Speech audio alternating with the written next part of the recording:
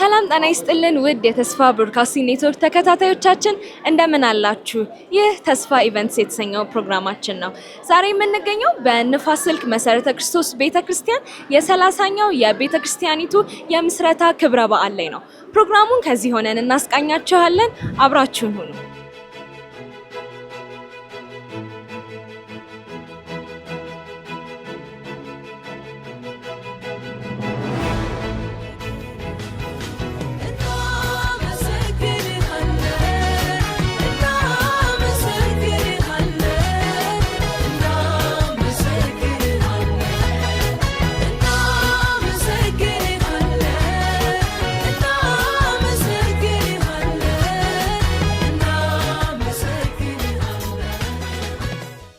ፓስተር አባይ ሽፈራ እባላለሁ። በፓስተርነት ነው የማገለግለው።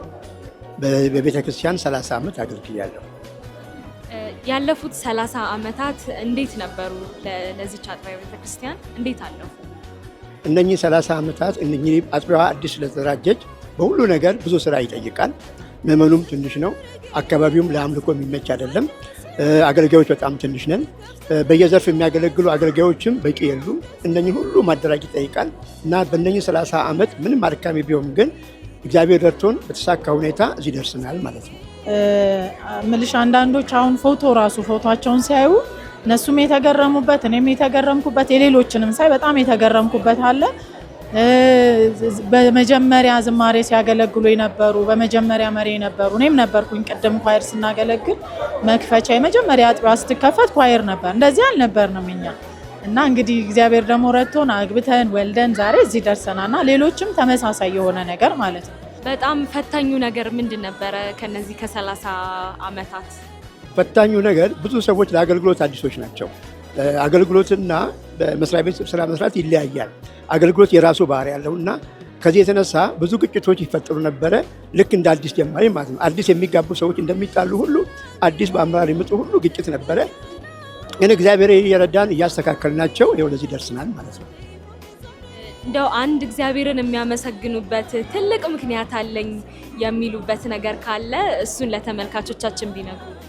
እግዚአብሔርን የማመሰግንበት ሐዋርያው ዮሐንስ በመልእክት 3ኛ መልእክት ላይ የተናገረውን ነው የምናገረው።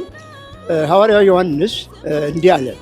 ይሄን የተናገረው ስለ ወዳጁ ጋይዮስ የሰማው ነገር አለ።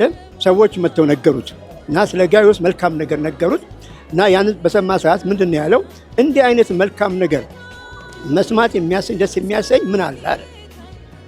እንግዲህ ሐዋርያው ዮሐንስ ሰምቶ ነው። እኔ ደግሞ አይቻለሁ። ንፋስ ስልክ እግዚአብሔር ለዚህ ያበቃት። እንኳን ይህን 30 ዓመት በድል ልታከብር እግዚአብሔር አበቃት እላለሁ። እግዚአብሔርን በዚህ ጉዳይ በጣም አመሰግናለሁ። በጣም ብዙ ሰዎች ድነዋል። በዚህ ቦታ በጣም ብዙ ሰዎች ድነዋል። ብዙ ሰዎች ከተለያየ ስራት ተፈተዋል። እንዳልኩሽ ደግሞ እንደኔ ሌሎችም እዚሁ ተወልደው እዚሁ ጌታን ተቀብለው እዚሁ ተጠምቀው አሁን አገልጋይ የሆኑ አሁን መጋቢ የሆኑ ገባሽ አይደል?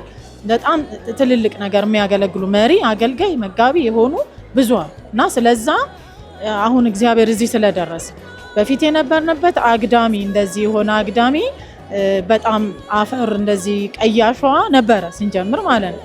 ለረጅም ጊዜ ባይዞ እንደሱ ነበር።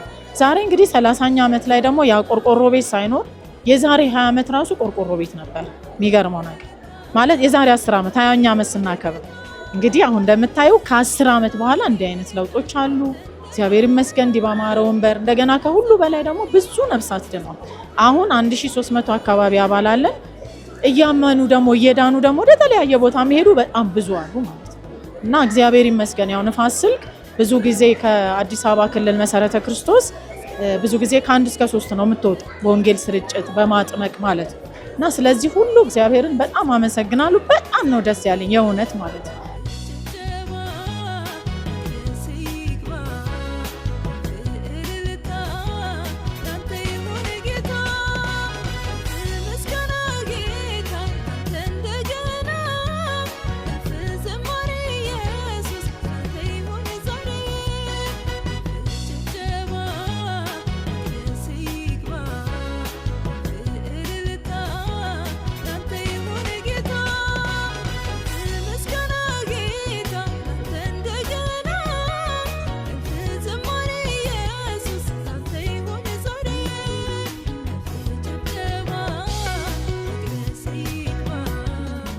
ተመልካቾቻችን እንግዲህ የንፋስ ስልክ መሰረተ ክርስቶስ ቤተክርስቲያን 30ኛው የምስረታ ክብረ በዓል እስካሁን ያስቃኘናችሁን ይመስል ነበር።